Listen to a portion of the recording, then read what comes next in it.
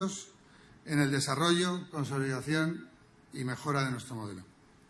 Y antes de terminar, moderador, y perdone que me haya pasado un poquito, quisiera desde aquí asegurar que la figura del reservista voluntario, que se caracteriza por un gran altruismo, como ya ha dicho el presidente de la Comisión de Defensa del Senado, por su profunda vocación de servicio y por su amor a España, tendrá siempre un hueco en las Fuerzas Armadas donde poner su granito de arena para contribuir a las necesidades de nuestra defensa nacional. Muchas gracias.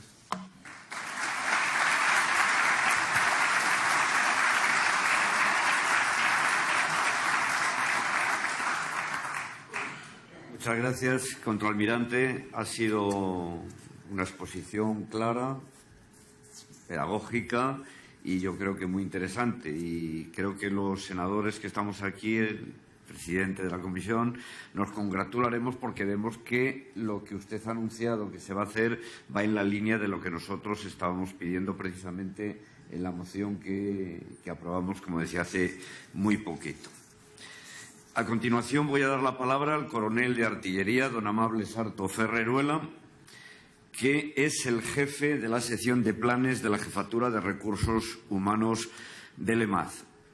Nació en Zaragoza, es licenciado en Derecho por la UNED, ingresó en la Academia General Militar en el año 84 y fue promovido al empleo de teniente de artillería en el 89, prestando sus servicios hasta su ascenso a capitán en el Grupo de Artillería de Campaña 31 en Vétera.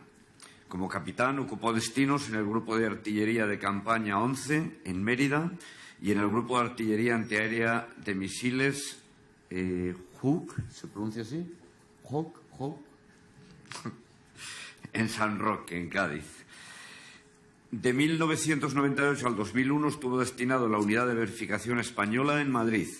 Ha realizado diversos cursos, el de Interarmas del Ejército de Tierra, el de Estado Mayor, el de Mando Técnico de Misiles HUC y el curso de Cooperación Cívico-Militar. Como diplomado de Estado Mayor, ocupó destinos en la Dirección de Personal del Ejército y en el Estado Mayor Conjunto.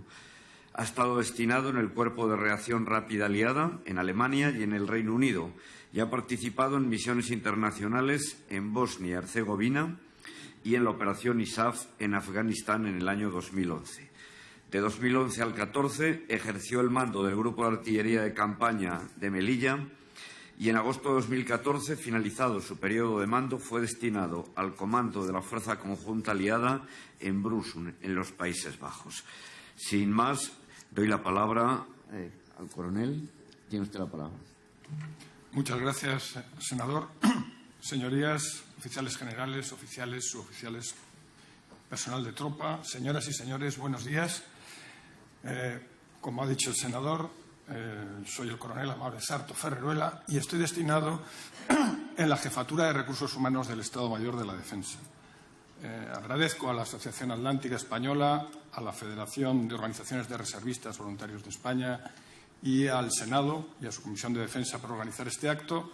Agradezco a ustedes su asistencia y agradezco sobre todo la oportunidad que se nos da de participar aquí para explicar brevemente nuestro punto de vista o el punto de vista que se puede tener desde el Estado Mayor de la Defensa, que es un punto de vista fundamentalmente de usuario de estas reservas.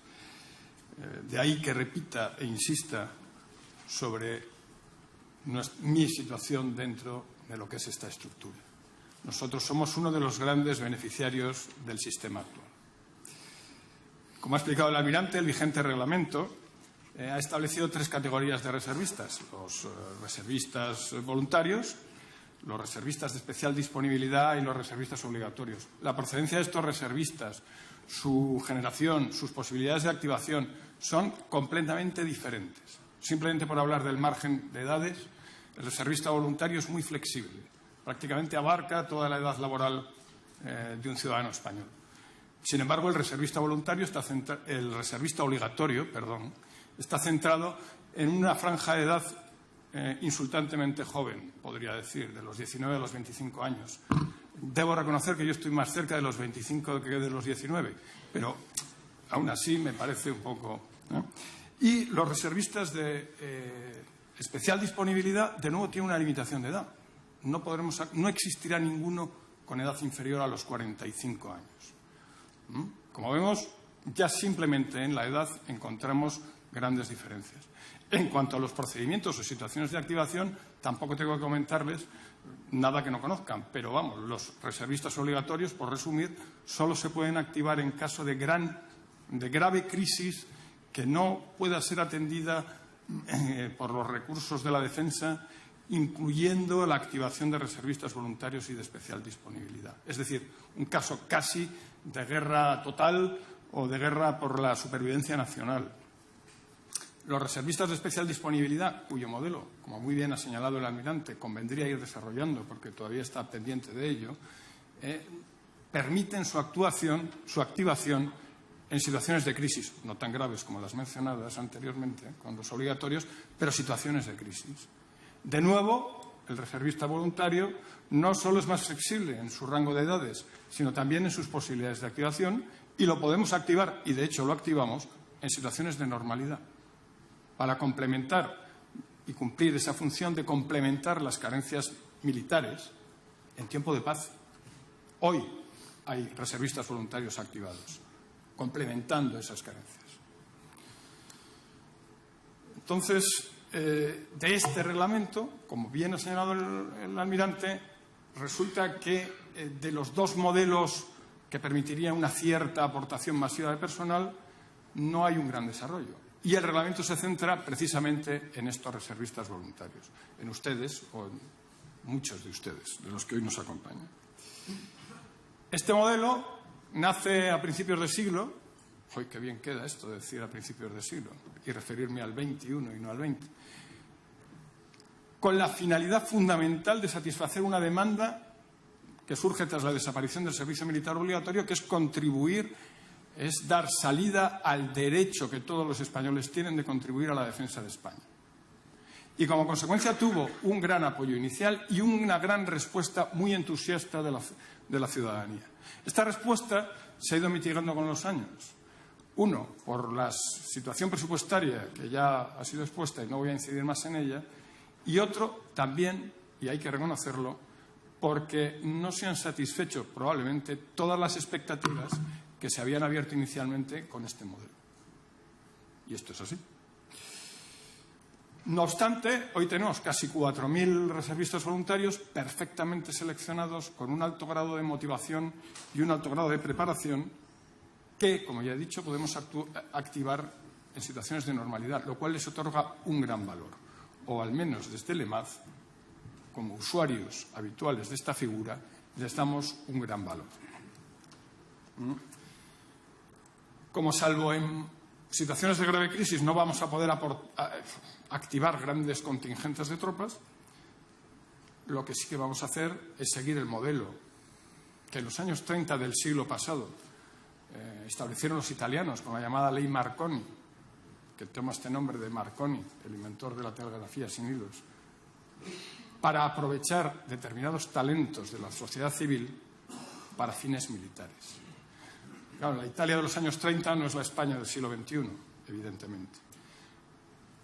Pero la idea de aprovechar lo que existe en beneficio de la defensa no deja de ser una aportación que ya existía hace casi 100 años en otros países de la Europa y de nuestro entorno.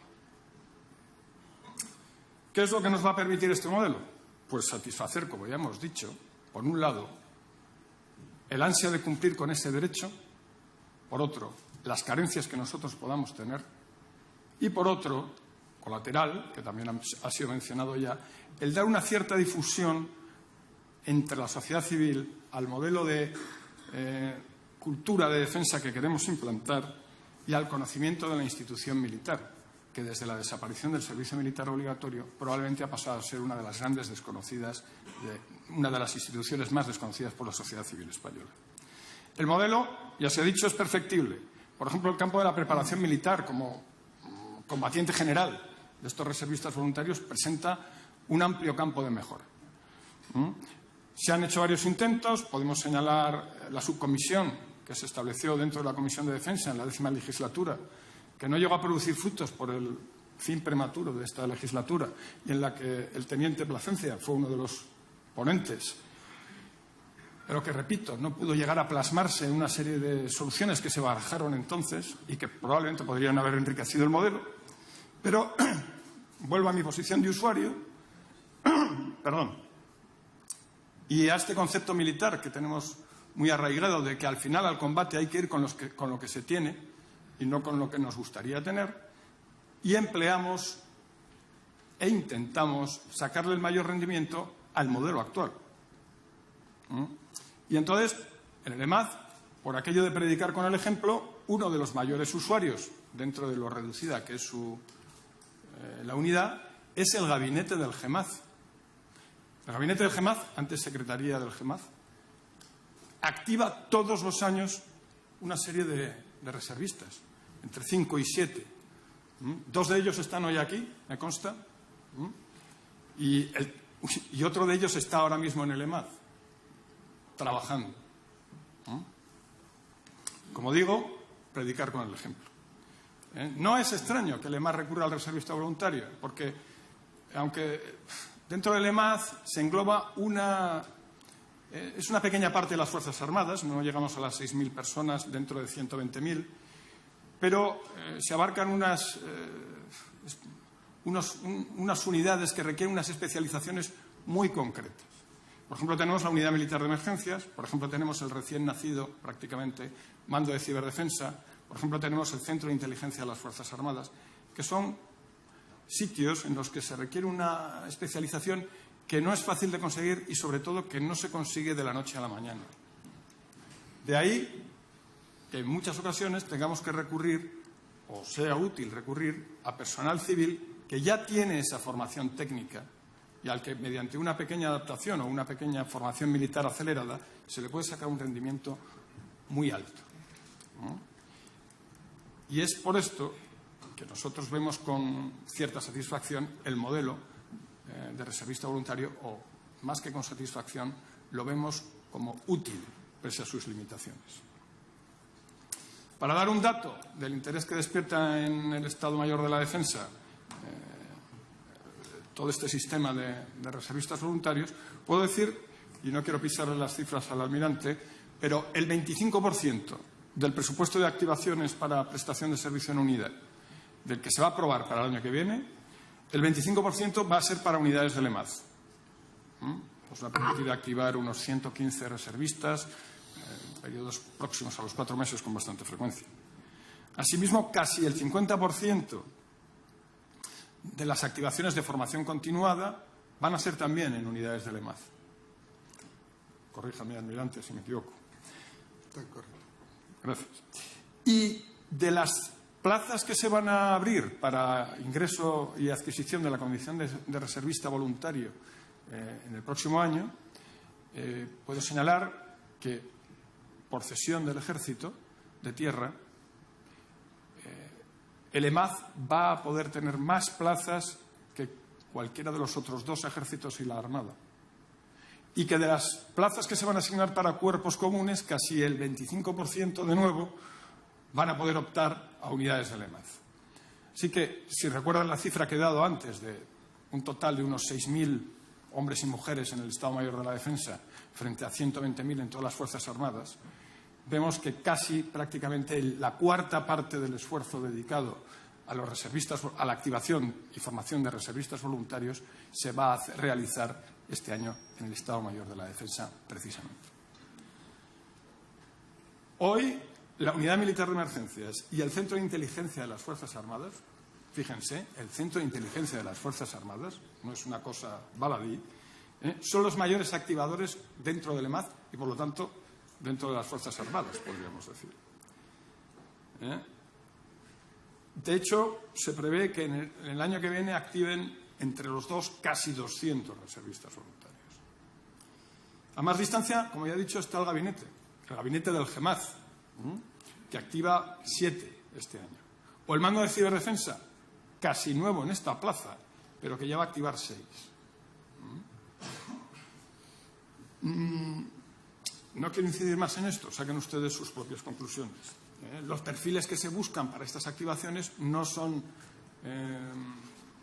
perfiles generalistas, no son perfiles de que si son mi amigo o dejan de serlo, son perfiles que, bueno, veo que algún amigo también puede que se active, pero son perfiles en los que se busca sobre todo el rendimiento de su activación. Si además son amigos y tienen buen rollo, mucho mejor, por supuesto. Entonces, por ejemplo, la UME, ¿qué es lo que activa? Pues ingenieros, arquitectos, técnicos de protección civil, agentes forestales, informáticos, médicos, enfermeros, técnicos sanitarios y, por ejemplo, adiestradores de perros de búsqueda para casos de catástrofe. El gabinete activa informáticos, licenciados en Derecho, periodistas. Y quiero hacer una mención aquí a la activación del Cuerpo Militar de Sanidad, que es bastante común, no solo en la UME, sino en otras unidades, porque cubren una carencia crítica en las Fuerzas Armadas hoy día, que es la falta de técnicos sanitarios en estos aspectos. Yendo ahora a una cosa que he mencionado antes, que es la falta de que no se han cubierto las expectativas, quiero hacer mención expresa a la activación en operaciones, que creo que era una de las grandes y es una de las grandes aspiraciones del personal reservista voluntario. Esta activación tiene que ser autorizada expresamente por el Gobierno, por la ministra de Defensa. Actualmente tenemos una orden de defensa del año 2014 que permite la activación de personal del área de trabajo de sanidad para operaciones, para determinadas operaciones y para la UME. La UME en operaciones todavía no ha activado a nadie, a las unidades de búsqueda y rescate, probablemente por los problemas del mecanismo de activación, probablemente. Sin embargo, en operaciones, en estos años, se han activado más de 50 personas, 18 en el último año, todos relacionados, repito, con el cuerpo de sanidad, la especialidad de sanidad. ¿Qué es lo que podemos decir respecto al futuro? Pues respecto al futuro, nuestra esperanza es que se avance, por ejemplo, en el desarrollo del modelo de activación de los reservistas de especial disponibilidad, pero también que haya un impulso a los reservistas voluntarios. Probablemente haya una mejora de las partidas presupuestarias que permitan una mayor activación. En el EMAD, por ejemplo, este año se había pedido un 150% más del presupuesto que se nos ha otorgado para activaciones. Un mayor presupuesto en activaciones supondrá una mayor satisfacción del personal. Y una mayor satisfacción del personal redunda en un mayor interés en la sociedad civil por él y también en una mayor posibilidad que por el efecto boca a boca se produzca en el resto de unidades militares para activar a más gente. Cabe la posibilidad de revisar también el modelo de activaciones para operaciones y que se abra el campo a otras especialidades que no sean solo las sanitarias. No obstante, esto es un tema en el que hay que tener en cuenta más consideraciones como la seguridad del personal que desplegamos, que debe tener una formación como combatiente que le permita sobrevivir en determinadas circunstancias,